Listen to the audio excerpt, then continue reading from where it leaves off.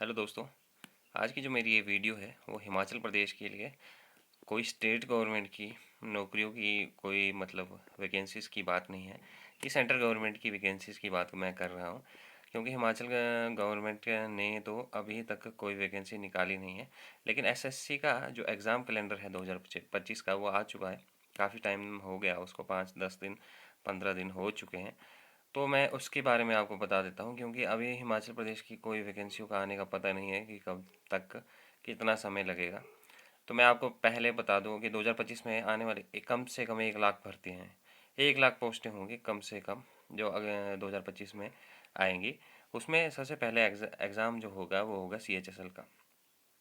अगर आपने SSC GD का एग्ज़ाम भरा है 2024 में, जो कि अभी अक्टूबर नवंबर में भरा गए थे फॉर्म्स, तो आपका एग्ज़ाम फरवरी में होगा। लेकिन जो सबसे पहला है एसएससी का, जो आने वाला है 2025 में, वो आएगा CHSL का। इसमें आपकी क्वालिफिकेशन जो है वो 12th पास होनी चाहिए। फीस इसमें जनरल के लिए 100 रुपीज़ रहेगी, और SC ST PWD ESM और सारी गर्ल्स के लिए, चाहे वो जनरल है चाहे जो मर्जी है, और उसके लिए 0। गर्ल्स की कोई फीस नहीं लगती इसमें एसएससी के एग्ज़ाम में। और सिलेबस इसका जो रहता है वो है मैथ्स का। मैथ्स आएगा, रीजनिंग आएगी, इंग्लिश आएगी और जनरल अवेयरनेस आएगी। इसके 2 एग्ज़ाम होते हैं। 2 एग्ज़ाम हो जाएंगे कंप्यूटर बेस्ड दोनों। और नहीं, दोनों नहीं होते, एक कंप्यूटर बेस्ड होता है आपका। और उसके बाद 2 एग्ज़ामों के बाद आपका होगा टाइपिंग टेस्ट। CHSL का एग्ज़ाम ये +2 लेवल का होता है।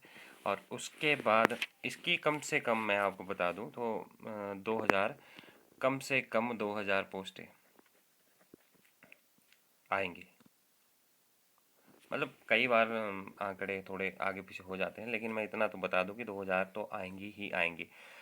पिछली बार थोड़ी ज़्यादा उससे 2023 22-23 में 1500 के आसपास आई थी। लेकिन इस साल लगता है कि 2000 के आसपास आने वाली वैकेंसीज हैं। उसके बाद मैं एमटीएस की बात करूं, जो कि 2024 में 9500 के आसपास थी, तो 2025 में भी आप इतना ही रख सकते हैं कि 2000 से ऊपर 2000 से ऊपर रहेंगी ये वैकेंसी। इसकी मैं क्वालिफिकेशन की बात करूँ, 10th पास आपका होने चाहिए। और फीस आपकी सेम रहती है, 100 रुपीज़ जनरल के लिए, और बाकी सिलेबस भी आपका यही रहेगा। बट इसमें ऐसा होता है कि मैथ और रीजनिंग का जो एग्ज़ाम होता है वो आपका क्वालिफाइंग इन नेचर होता है। मतलब उसके नंबर आपके फाइनल मेरिट में नहीं जुड़ते हैं। इसमें आपका मेन जो मेरिट बनती है वो इनसे बनती है। 150 नंबर का एग्ज़ाम होता है, जनरल इंग्लिश और अवेयरनेस का। हर एक क्वेश्चन 3 नंबर का होता है। यहाँ पे आपको 150 नंबर 25-25 क्वेश्चन आते हैं, और इसी से फाइनल मेरिट बनती है। इसके 2 टाइप्स होते हैं ना, जैसे एमटीएस होता है एक, और दूसरा होता है हवलदार। उसमें आपको जो हवलदार के लिए सिलेक्ट होते हैं वो, और जो सिलेक्ट करता है हवलदार के लिए, उनको ग्राउंड देना होता है। ये ग्राउंड रनिंग नहीं होती है, इसमें आपको वॉकिंग करनी होती है 1600 मीटर। कुछ एक्स्ट्रा टाइम, ज़्यादा टाइम में आपको करनी होती है, मतलब टाइम अच्छा मिलता है इसमें। और इसकी मैं बात बताऊं तो सिलेबस इसका यही रहता है। और इसके बाद फीस भी आपकी सेम रहती है। क्वालिफिकेशन आपका 10th पास। एज लिमिट की बात करूं तो 28 ईयर्स हवलदार के लिए और 25 ईयर्स एमटीएस के लिए। तो ऐसा रहता है इसमें सिस्टम। जिन जिन लोगों को नहीं मालूम है उनके लिए बता रहा हूँ, जिनको पता है वो तो जानते हैं। एग्ज़ाम में इसका एग्ज़ाम बता दूँ तो सितंबर अक्टूबर तक आपका आ जाएगा, ये आ जाएगा आपका जून जुलाई में। और उसके बाद बात करूँ जो सबसे अच्छी वैकेंसी और अच्छी सैलरी जिसमें होती है, ये स्टेट गवर्नमेंट की भी बात है और सेंट्रल गवर्नमेंट की भी। स्टेनो एक ऐसी चीज़ है जिसमें आपको बहुत अच्छी सैलरी मिल सकती है, बहुत ज़्यादा सैलरी। तो अगर आपने स्टेनोग्राफी की है या आप करना चाहते हैं, तो आप अपनी तैयारी इस इन मतलब 2025 की स्टार्टिंग से ही करें, क्योंकि इसमें कोई आपका डॉक्यूमेंट डिप्लोमा नहीं चाहिए स्टेनोग्राफर में। इसमें सिर्फ आपकी 12th होनी ही चाहिए, उसके बाद आपका स्टेनो आपको आना चाहिए। सबसे अच्छी बात है इसमें कि आपको इसमें मैथ्स नहीं पूछा जाता, इसमें सिर्फ 3 ही हैं, रीजनिंग, जनरल नॉलेज और आपका इंग्लिश। इससे बहुत अच्छा आपको फ़ायदा मिलता है। इसमें बहुत अच्छी वैकेंसीज आती है हमेशा ही, 5000 प्लस, कई बार 10,000 प्लस वैकेंसीज आती हैं। फ़ीस आपकी सेम रहती है। तो अगर आपने स्टेनोग्राफी की है या आप करना चाहते हैं तो आपके लिए सबसे बेस्ट ऑप्शन हो सकता है, सबसे बेस्ट, क्योंकि यहाँ पे कंपटीशन बहुत ही कम रहता है। सबसे बेस्ट ऑप्शन है आपके लिए ये, स्टेनोग्राफी कीजिए, अच्छी स्पीड लाइए उसमें, जैसे शॉर्ट हैंड और जो भी उसमें होता है आपको मालूम होगा। तो स्टेनोग्राफी सीखकर जल्दी से जल्दी इस फॉर्म को भरें, क्योंकि ये भी सितंबर अक्टूबर के आसपास आपको इसका एग्ज़ाम देखने को मिल जाएगा। सबसे अच्छी वैकेंसी है। जिन जिन लोगों के पास एक्स्ट्रा स्किल नहीं है, मतलब जिन्होंने ग्रेजुएशन नहीं करी है, वो स्टेनोग्राफी करें और मतलब इस एग्ज़ाम को क्रैक करें। उसके बाद मैं बात करता हूँ जिसमें सबसे ज़्यादा वैकेंसीज आएंगी, मतलब, और ये इस बार जल्दी आई है, वैसे नहीं तो 3-4 सालों में आती है। दिल्ली पुलिस की एक तो आएगी आपकी कांस्टेबल की, दूसरी आएगी आपकी हेड कांस्टेबल मिनिस्ट्रियल की, और तीसरी आएगी आपकी AWO TPO, जो कि हेड कांस्टेबल लेवल की ही ये जॉब है। मैं आपको ये बात बता दूँ, ये तीनों है +2 लेवल, ठीक है सर। और उसके बाद इनके ड्राइवर की भी वैकेंसीज निकलेंगी, इनकी और चीज़ों की भी वैकेंसीज निकलेंगी। ये तो मैंने आपको सिर्फ 3 ये बताए हैं, इसकी कम से कम 30,000 वैकेंसीज निकलेंगी दिल्ली पुलिस से। तो ये सबसे बढ़िया ऑप्शन हो सकता है। दिल्ली हेड कांस्टेबल मिनिस्ट्रियल, जो कि सबसे बेस्ट जॉब है, बेस्ट जिसे कहा जाता है, सबसे बेस्ट जॉब।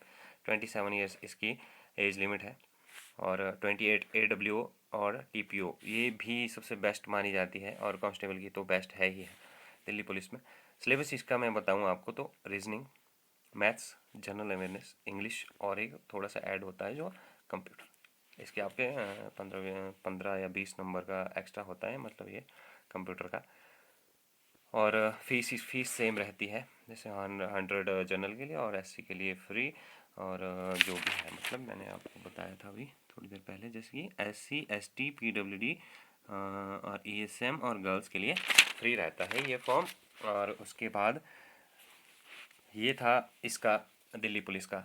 इसमें आपको कांस्टेबल के लिए आगे फिजिकल देना होगा, ग्राउंड टेस्ट देना होगा, और हेड कांस्टेबल मिनिस्ट्रियल के लिए आपका इसका एक एग्ज़ाम होगा। उसके बाद आपका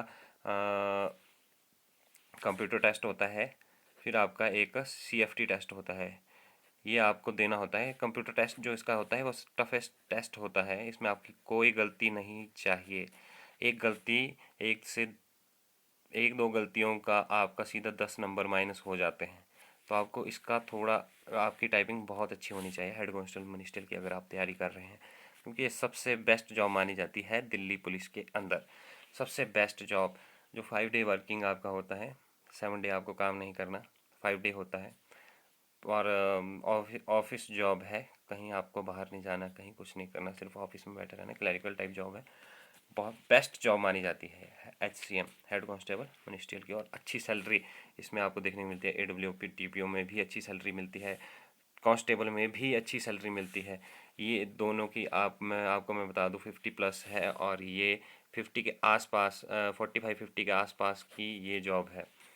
और उसके बाद मैं ले चलता हूँ आपको कांस्टेबल GD, जो मेरे भाई जिन और बहनें जिन जिन जिन लोगों का सपना है कि हमने आर्मी में जाना है, तो सेंट्रल फोर्स की आर्मी जो होती है, मतलब रिज़र्व फोर्स से होती हैं जो, उनमें ये वैकेंसीज आती हैं कांस्टेबल GD की।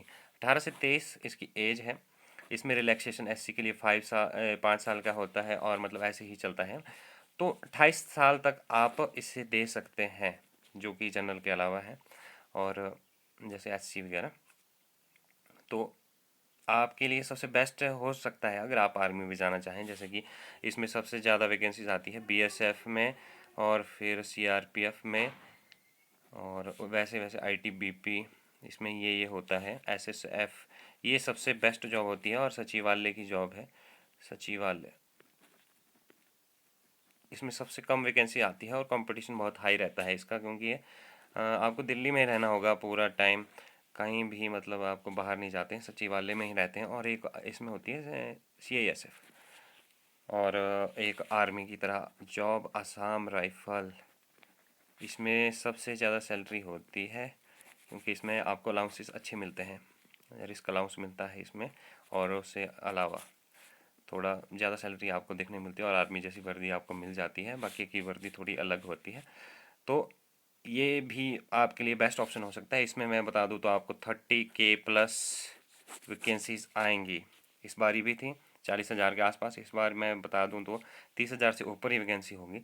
तो 30,000 ये हो गई, 3-4 ये 30-40 इधर आएंगी, और वैसे ही 2-3 हज़ार 4,000 CHSL स्टेनोग्राफर और MTS, इसकी कम से कम 10-20 हज़ार इसकी वैकेंसीज आएंगी। तो टोटल 1 लाख वैकेंसीज की मैं आपको बात कर रहा हूँ। फ़ीस की मैं बात कर दूँ तो फीस इसकी भी सेम रहती है। SSC की फ़ीस हमेशा ही सेम ही रहती है। SC PWBD ST और ESM गर्ल्स के लिए 0 फीस सेम जनरल के लिए होती है 100। और सिलेबस की बात करूँ तो रीजनिंग, मैथ्स, GK और इंग्लिश और हिंदी में चॉइस होती है। एक आपको सेलेक्ट करना होता है, इसमें एक बड़ी ऑप्शन हो जाता है। इसका अभी 2023 का रिजल्ट आया है, तो इसकी मेरिट भी काफ़ी अच्छी हाई गई है। तो आपको अच्छी तैयारी करनी होती है इसकी भी, क्योंकि कंपटीशन थोड़ा सेंट्रल लेवल का हो जाता है ना, हाई रहता है कंपटीशन। इसमें स्टेट वाइज मेरिट लगती है, तो आपको अच्छा करना होगा। मतलब 160 नंबर का एग्ज़ाम है तो आपको 130 प्लस स्कोर करना होगा, फिर आपको अच्छा मतलब ऑप्शन जॉब अच्छी मिल सकती है। जैसे आपने फर्स्ट चॉइस SSF भरी है तो SSF आपको मिल जाएगा, CSF भरी है CSF मिल जाएगा, ITBP भरी है ITBP मिल जाएगा। BSF में काफ़ी अच्छी पोस्टें आती हैं, तो BSF तो रखते ही हैं सब। तो इसको ऐसे लेके चलिए कि आप अगला साल अच्छे से तैयारी कीजिए, बहुत ज़्यादा वैकेंसी होने वाली है। स्टेट गवर्नमेंट का अभी कोई भरोसा नहीं, क्योंकि अभी तो कोई वैकेंसी नहीं आई है, आ रही है, आ भी नहीं रही है। पिछले 2-3 सालों से ज़्यादा वैकेंसी आ नहीं रही है। तो सेंटर की तरफ आपको कोशिश करना होगा कि सेंटर कई कोई पोस्टें पकड़े और उसे हम अपना मतलब पक्की करें। तो धन्यवाद दोस्तों। और अगर आपको हमारी इन्फॉर्मेशन सही लगती है तो प्लीज़ सब्सक्राइब ज़रूर कर दीजिएगा दोस्तों। इससे आपका तो कुछ नहीं जाएगा, लेकिन हमारी थोड़ी मदद हो जाएगी। तो सब्सक्राइब ज़रूर करना। धन्यवाद दोस्तों।